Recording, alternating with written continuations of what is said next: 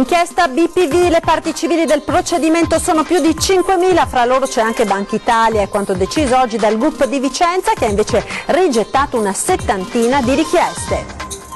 Entra nel vivo il Carnevale di Venezia, dalla sfilata delle Marie di oggi al volo dell'Angelo domani in piazza San Marco. Eccezionali misure di sicurezza, presentata la super sala di controllo. Nel frattempo per l'ordinaria amministrazione non ci sono fondi, la denuncia del COISP, poliziotti costretti a fare 1200 km con un'utilitaria anticipando i soldi per la benzina. Non solo neve sui colli euganei a bassa quota, temperature in picchiata, la regione dirama lo stato d'attenzione per il rischio gelate sulle strade. Ha ritrovato la sorella dopo 38 anni, Milena Girardi ringrazia chi per primo ha colto il suo appello, una macchina solidale che le ha permesso di raggiungere il suo sogno. Ha riaperto i battenti in mattinata il discusso Cannabis Store a Venezia, che era stato chiuso dopo un'ispezione, rimossi dagli scaffali tutti i cibi e le bevande.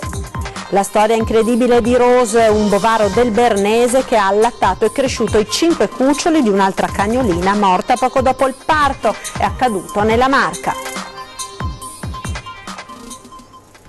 Buonasera e ben ritrovati con l'edizione del Veneto dei nostri telegiornali. Sciolta oggi la riserva del giudice in merito alla costituzione di parte civile nel procedimento relativo al crack della Banca Popolare di Vicenza. Oltre 5.000 le parti civili che sono state accolte. Sentiamo. Processo Banca Popolare di Vicenza. Sono oltre 5.000 le parti civili accolte dal GUP Roberto Venditti, tra loro anche Banca Italia. In questa prima fase il giudice ha accolto tutte le parti civili nei procedimenti in merito ai reati di aggiotaggio, ostacolo alla vigilanza e falso in prospetto, ma le escluse tutte in merito alle azioni contro la Popolare di Vicenza, non ritenendola il soggetto al quale rivolgersi. Le associazioni però non demordono ed insieme hanno nuovamente chiesto la possibilità di citazione in giudizio di BPV come responsabile civile, e lo stesso è stato chiesto anche nei confronti di Banca Italia, BCE, Consob e Collegio Sindacale. Il giudice Roberto Venditti ha già fatto sapere che in merito deciderà giovedì prossimo. Intanto le associazioni tirano un sospiro di sollievo. C'è diciamo un cauto ottimismo. Cauto ottimismo quello di Elena Bertorelli, delegata nazionale della Casa del Consumatore, che ora con l'associazione si prepara a presentare istanza di sequestro cautelativo e altre azioni. C'è un barlume di speranza, naturalmente rimane la forte determinazione di procedere. Il giudice ha invece ritenuto di rigettare una settantina di richieste, tra queste quelle di coloro che hanno transato, quelle di alcuni enti rappresentativi, tra cui il Comune di Schio e l'associazione Noi che credevamo in BPV. Non è ancora chiaro, anche se Venditti accetterà come il suo omologo a Roma, l'azione di responsabilità civile verso Banca Intesa. Imputati sono l'ex presidente Gianni Zonin, gli ex vice direttori Giustini, Piazzetta e Marin e il dirigente Pellegrini. 2 già le richieste depositate dalle parti civili, una per il riconoscimento appunto di responsabilità civile verso Banca Intesa e una per il sequestro conservativo da 31 milioni di euro nei confronti degli imputati.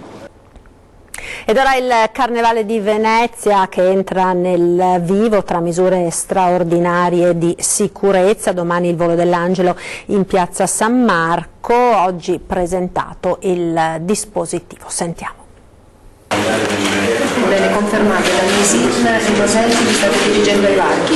Gli agenti in Borghese pattugliano la piazza, inviando il segnale video dai loro telefoni direttamente alla centrale di controllo allestita all'interno delle procuratie. Personale specializzato della polizia scientifica che si muoverà lungo le calli e lungo le vie, nei luoghi strategici, nei punti strategici, per dare in diretta non solo la descrizione vocale, ma visiva di quello che sta succedendo su quella calle. Da questa sala operativa, al cervello dell'imponente sistema di sicurezza predisposto per il Carnevale, si può così osservare nel dettaglio, in tempo reale, qualunque cosa avvenga nella zona intorno a San Marco. Bene, fermati lì sopra, in modo da poter vedere sia il punto di arrivo che il punto di atterraggio. Ma i controlli mobili sono solo un ingranaggio della complessa macchina messa in piedi dalla questura veneziana.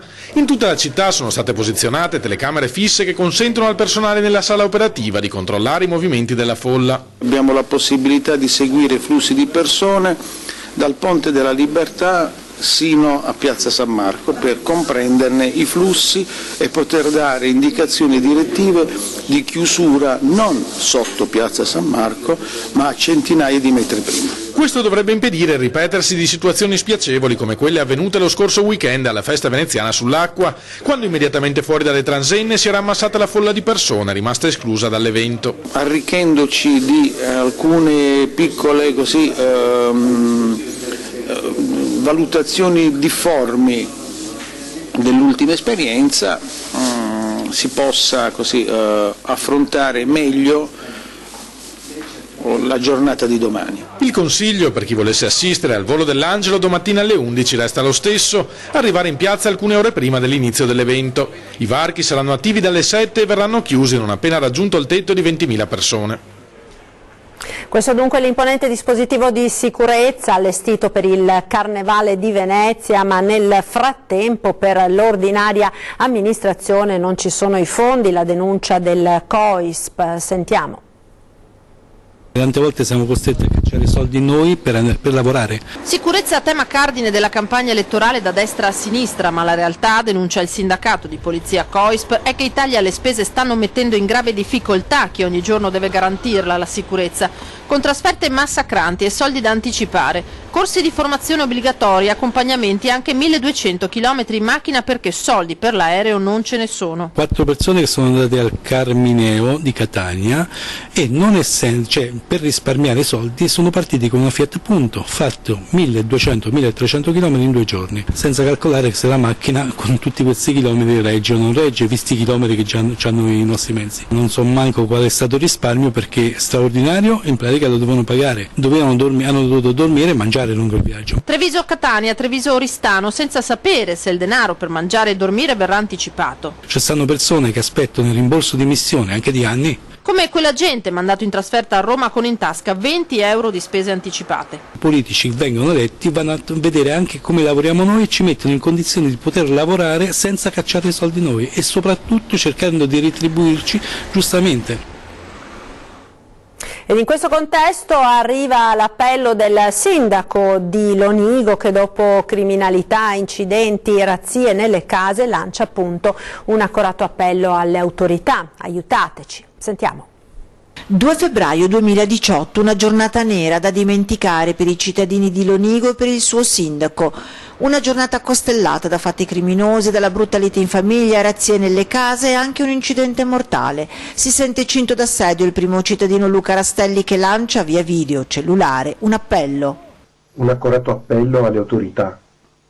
Lo Stato ci deve aiutare. Cittadini che sono allo stremo, racconta il sindaco, le forze che l'amministrazione può mettere in campo sono esigue e la microcriminalità rischia di farla da padrona.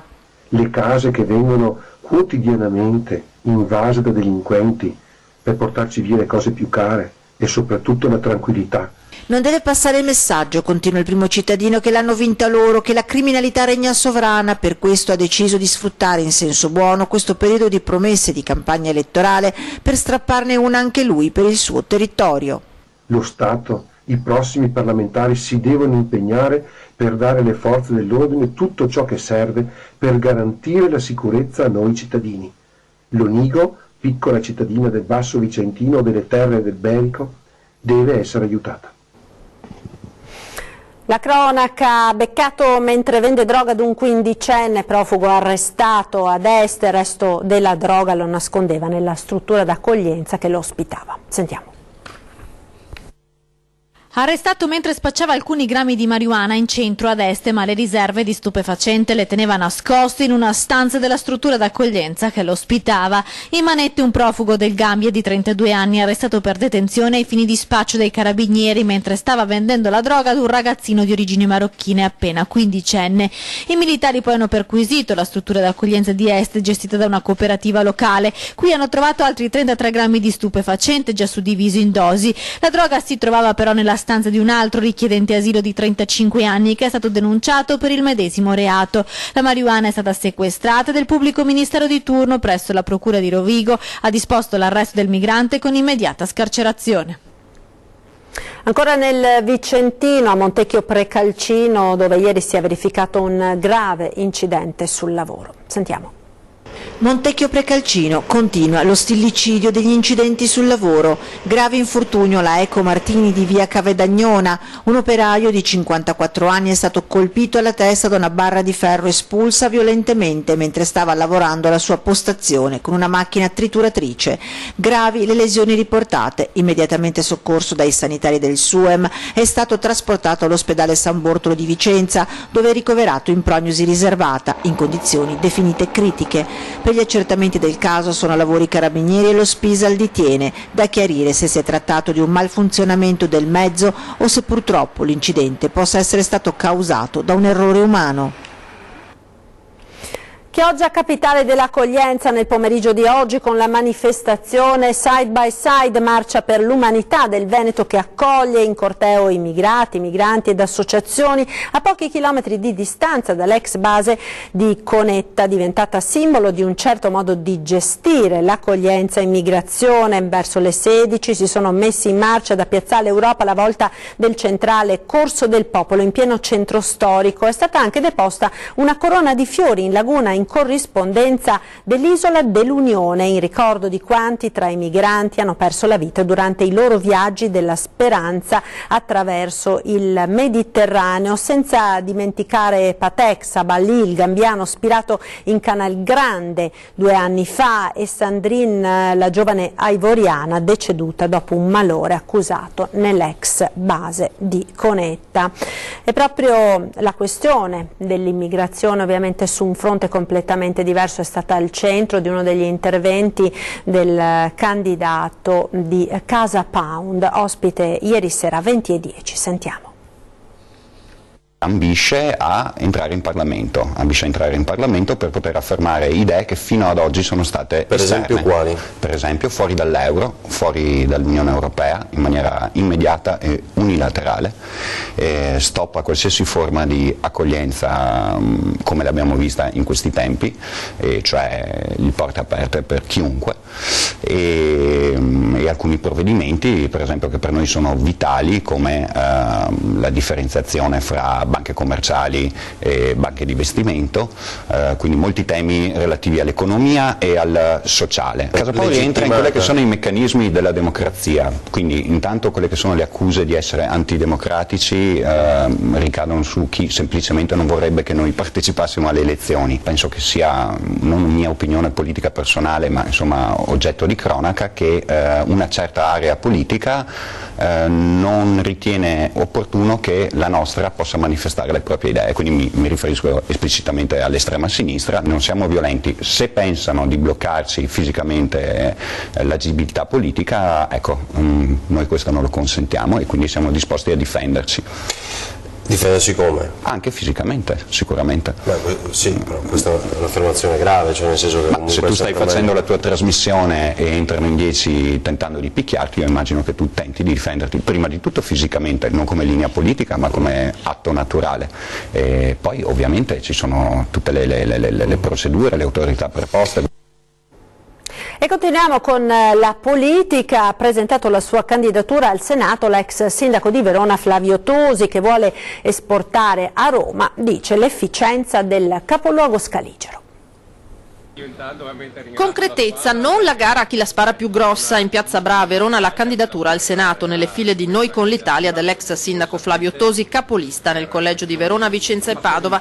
Strada per la candidatura irta di ostacoli, dice, interni ed esterni. A Roma per portare le competenze dimostrate sul territorio, prosegue, esportare quel modello Verona che funziona in termini di contenimento dei costi ed efficienza. Meno Stato e meno burocrazia, ma i temi sul tavolo sono molti e spaziano in diversi settori. Su cosa ci batteremo? Per ridurre la tassazione nella misura possibile, riducendo di varie misure i costi dello Stato. Per la sicurezza, l'abbiamo dimostrato anche da sindaco di saper lavorare positivamente per la sicurezza, per il turismo, per la creazione di posti di lavoro, per lottare contro la burocrazia, che è un'altra delle piaghe che colpisce questo paese, danneggia pesantemente le imprese anche a livello di competitività. E un altro aspetto è quello della scelta delle persone. Perché se non si possono esprimere preferenze, continua l'esponente della quarta gamba centrista, nella lista gli elettori troveranno comunque i nomi dei candidati e dovranno scegliere le persone più fidate. Arriveremo a fine campagna elettorale che qualcuno dirà non solo che riduce le tasse ma che le restituisce indietro ai cittadini.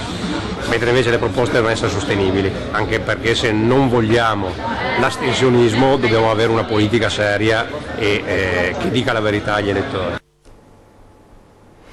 Ed ora il tempo, freddo e gelo su tutta la pianura del Veneto, tant'è che il centro funzionale decretato della regione prevede nella notte tra sabato e domenica un marcato calo delle temperature che si porteranno sotto lo zero anche in pianura, con gelate diffuse più significative sulle zone interne al primo mattino, con possibile formazione di ghiaccio al suolo. Pertanto la regione dichiara per le gelate la fase operativa di attenzione su tutto il territorio regionale fino alle 12 di domani, raccomandando alle amministrazioni locali e agli enti gestori delle infrastrutture stradali e ferroviarie di prestare la massima attenzione per la sorveglianza dei fenomeni previsti ed in particolare di porre in atto le procedure di allertamento dovute alla possibile formazione di ghiaccio, assumendo ogni iniziativa per garantire la funzionalità e la sicurezza della viabilità.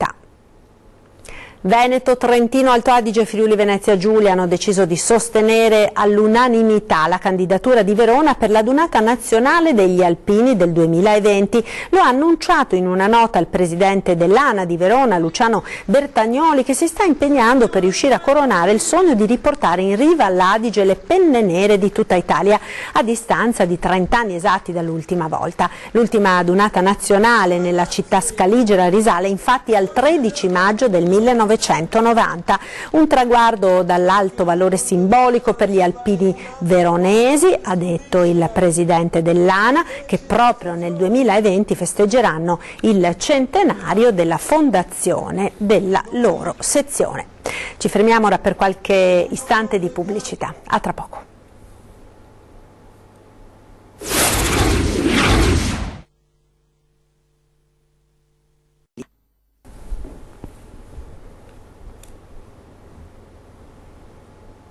Rieccoci in diretta con l'edizione del Veneto dei nostri telegiornali. Ora un servizio con il Grazie di Milena, la 41enne originaria di Quinto, che ieri dopo oltre 20 anni ha ritrovato la sorella minore. Il tutto partito da un appello lanciato ai microfoni di Antenna 3. Sentiamo. Essere venuta all'Antenna 3 è stato un trampolino e il primo contatto per iniziare ad allargare questo appello che io facevo. È stata una bella occasione, anzi ringrazio moltissimo l'Antenna 3 proprio per questo motivo. Ringrazio veramente tanto. Da ieri quella sorella che ha cercato per più di 20 anni è entrata nella sua vita. I selfie insieme, i messaggini, la nipote di 12 anni che le scrive «Zia, ti voglio bene». Meno di un mese fa l'appello di Milena Girardi, 41 anni, originaria di Quinto di Treviso, per ritrovare la sorellina Michela che ha visto per l'ultima volta da bambine all'orfanotrofio. Poi la storia che fa il giro d'Italia e un familiare di Michela, che nel frattempo ha cambiato nome e si chiama Maya, che le dice «accendi la TV, parlano di te». Infine l'incontro a sorpresa per Milena. È stata la sorpresa più grande della mia vita, insomma. Quando le ha detto che poteva entrare, come ho detto, l'unica cosa primissima è un abbraccio, che è durato tantissimo. Me l'ero immaginato tantissime volte, sempre diversamente, ma viverlo è stata totalmente un'altra cosa. Guardarsi e riconoscersi, scoprire che non solo quella sorella sa di te, sa che esisti, ma che ha chiamato la figlia con il tuo nome. Dal passare al dubbio che lei non sapesse niente e sapere che invece ha chiamato anche la figlia Milena è un triplo regalo. Un regalo di benvenuto in una nuova vita. C'è già rapporto, oggi ci siamo già scritte, già sentite, anche poco fa aveva scritto, per cui ormai è così. Ci manchiamo da sempre, ieri abbiamo fatto anche un po' le ragazzine, nel senso che eravamo sedute vicini, ci mandavamo i messaggi, a un certo punto ci siamo messi a ridere, ho detto ma scusa ci stiamo mandando i messaggi e fa cosa vuoi, abbiamo da recuperare gli anni addietro, per cui così.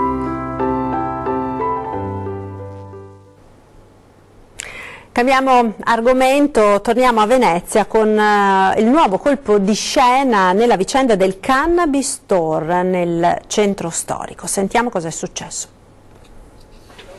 Ha riaperto i battenti in mattinata il discusso Cannabis Store in Calle dell'Anconetta, che era stato chiuso martedì sera dopo una lunga ispezione di Polizia Municipale ULS 3, ufficialmente per la mancanza di alcuni requisiti previsti dal regolamento comunale di igiene.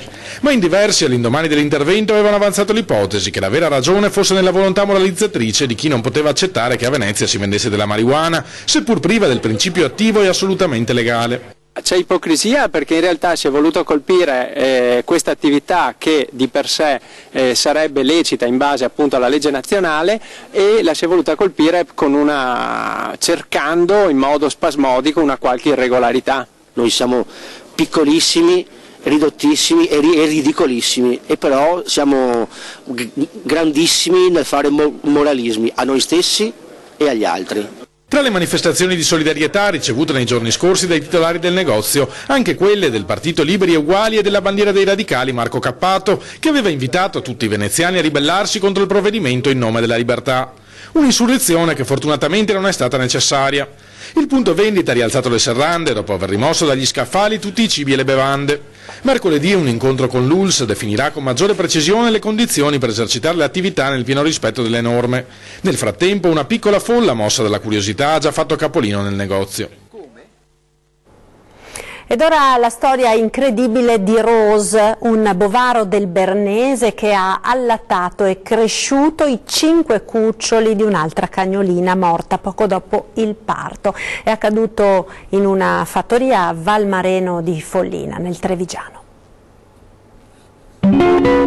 Eccoli i 3 splendidi cuccioli samoiedo mentre cercano ancora di succhiare il latte da Rose, il bovaro del Bernese che è diventata la loro madre adottiva. Siamo nell'azienda agricola con allevamento canino La Dolza a Valmareno di Follina.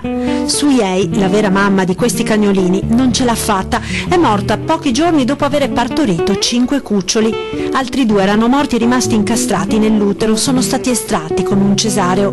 Tutto sembrava risolto, Suyei si stava riprendendo, ma all'improvviso la situazione è precipitata. A un certo punto la sera sono entrato in allevamento nello chalet dove li tengo i cani e ho trovato la mamma in un lago di sangue, si era strappata i punti del taglio cesareo e viscerata, quindi è morta purtroppo. E a quel punto cosa succede? A quel punto Rose, il bovaro del Bernese, altra razza che alleviamo, ha assistito alla scena. Quando ha visto che ho sepolto la mamma e l'ho tolta dalla cuccia, è entrata, si è presa cura dei cuccioli, gli ha cominciato a leccarli e dopo 2 giorni gli è venuto il latte come solo un'amica potrebbe fare. E così Rose ha accudito e allattato i piccoli samoiedo per 2 mesi fino allo svezzamento, una cosa davvero rara.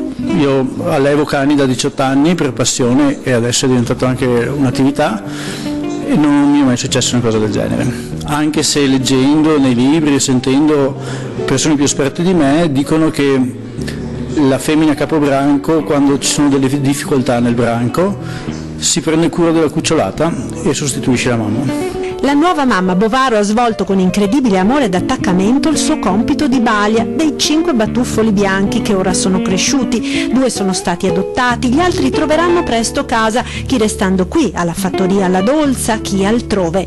Di certo il ruolo di tata per la dolce bovaro bernese è finito. Il bovaro del Bernese poi ha un carattere docile, molto generoso e si è fatta in 4 appunto per svolgere il suo ruolo da zia Rose.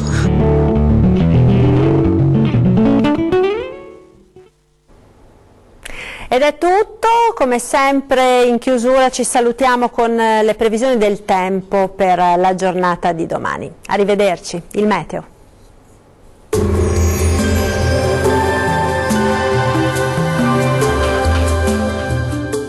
Termoidraulica Susin. Se compri una caldaia, in omaggio il condizionatore. Termoidraulica Susin a 0 branco. Temporanea pausa dal maltempo, ci attende una domenica con un tempo più asciutto e stabile sulle nostre regioni. Vediamo il dettaglio del 4 febbraio.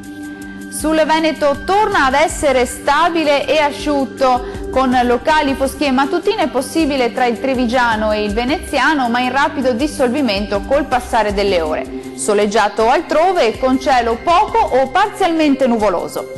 Diamo ora uno sguardo alle temperature, le massime saranno comprese tra 4 e 8 gradi, valori minimi tra -5 e 0 gradi circa. Spostiamoci ora a vedere la situazione del Friuli Venezia Giulia.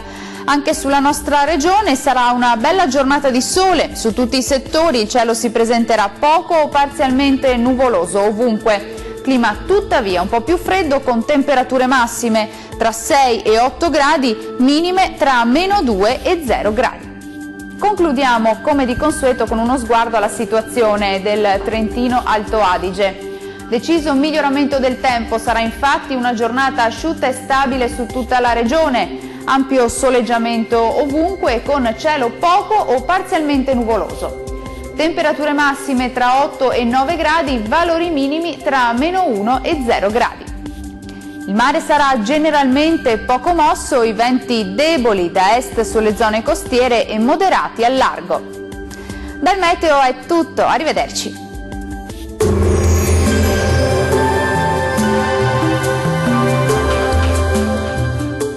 Termoidraulica Susin. Se compri una caldaia, in omaggio il condizionatore. Termoidraulica Susin a 0 branco.